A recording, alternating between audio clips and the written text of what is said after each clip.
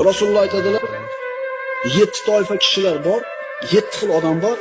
Alloh taolo mana shu kishilarni hech qanday soya bo'lmaydigan kunda o'zining soyasi bilan yoki arshning soyasi bilan soyalantiradi. Odil boshliq.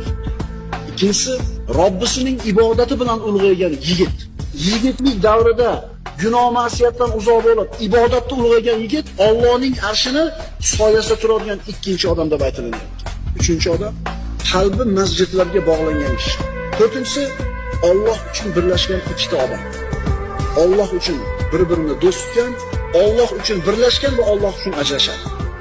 Keyingisi, chiroyli bir ayol zinoga taklif qilgan paytda men Allohdan qo'rqaman deb o'zini tiygan erkak.